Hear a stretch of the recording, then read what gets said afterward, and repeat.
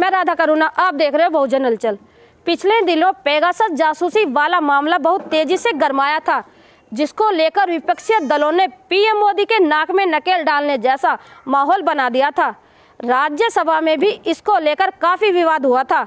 BJP के खिलाफ जमकर नारेबाजी की गई, जिससे कारण कई बार राज्यसभा स्थगित की गई। लेकिन अब पेगासस जासूसी मामले की जांच करवाने की याचिकाओं पर सुप्रीम कोर्ट ने फैसला सुना दिया है।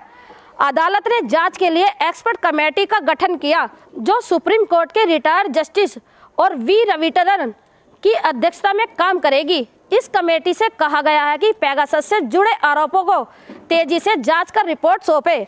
अब 8 हफ्ते बाद फिर इस मामले में सुनवाई की जाएगी। सुप्रीम कोर्ट ने उस अर्जी को खारिज कर दिया है, जिसमें सरकार ने अपने एक्सपर्ट पैनल बनाने की मांग की थी। कोर्ट ने कहा कि सरकार द्वारा राष्ट्रीय सुरक्षा की सिर्फ बात करने से अदालत मूक दर्शक नहीं बन रही सकती। राष्ट्रीय सुरक्षा का मुद्दा उठाने पर सरकार को हर बार छूट नहीं दी जा सकती। अदालत ने यह कमेंट इसलिए किया क्योंकि केंद्र सरकार ने राष्ट्रीय सुरक्षा का हवाला देकर एफिडेविट में ज्यादातर डिटेल देने से इनकार कर दिया था। कोर्ट ने यह भी कहा कि देश के हर नागरिक की निजता की रक्षा होनी चाहिए। इस मामले में केंद्र ने जो सीमित एफिडेविट दिया है वह साफ नहीं है और पर्याप्त नहीं हो सकता।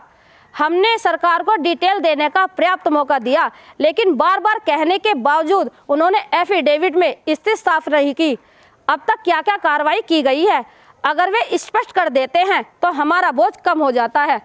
आपको बता दें कि पेगासस मामले में कई पत्रकारों ने एक्टिविस्ट ने अर्जियां दायर की थी। इनकी मांग थी कि सुप्रीम कोर्ट के जज की निगरानी में जांच करवाई जाए। पिटीशनर्स ने यह भी कहा था कि मिलिट्री ग्रेड के स्पाई वेयर से जासूसी करवाना निजता के अधिकार का उल्लंघन है। पत्रकारों, डॉक्टर्स, वकील, एक्टिविस्ट, मंत्रियों, विपक्षी दलों के नेताओं के फोन हैक करना बोलने की आज़ादी के अधिकार से समझौता करना है। जानिए पेगासस विवाद क्या है और ये काम कैसे करता है। खोजी पत्रकारों के अंतर्राष्ट्रीय ग्रुप का दावा है कि इजराइल कंपनी एनसीओ के जासूसी सॉफ्टवेयर पेगासस से 10 देश में 50,000 लोगों की जासूसी हुई। भारत में भी 300 नाम सामने आए हैं जिनके फ़ोन की निगरानी की गई है। इनमें सरकार में शामिल मंत्री, विपक्ष के नेता, पत्रकार, वकील, जज, कारोबारी अफसर, वैज्ञानिक और एक्टिविस्ट शामिल हैं। Cyber security research group citizen lab के मुताबिक किसी डिवाइस में पेगासस को इंस्टॉल करने के लिए हैकर अलग अलग तरीके से अपनाते हैं। एक तरीका यह है कि टारगेट डिवाइस पर मैसेज के जरिए एक एक्सप्लॉइट लिंक भेजी जाती है। जैसे ही यूजर इस लिंक पर क्लिक करता है, पेगासस अपने आप फ़ोन में इंस्टॉल हो जाता है। 2019 में जब व्हाट्सएप के जरिए डिवाइसेस में पेगासस इंस्टॉल किया गया था, तब हैकर्स ने अलग तरीका अपनाया था।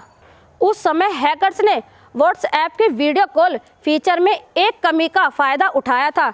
हैकर्स ने फर्जी व्हाट्सएप अकाउंट के जरिए टारगेट फ़ोन पर वीडियो कॉल किए थे। इसी दौरान एक कोड के जरिए पेगासस को फ़ोन में इंस्टॉल कर दिया गया था। इसको लेकर आपकी क्या राय है, कमेंट्स बॉक्स में लिखें। मैं राधा करुणा, देखते रहिए बहुजन हलचल। फिर मिलेंगे नई वीडियो के साथ। धन्यवाद।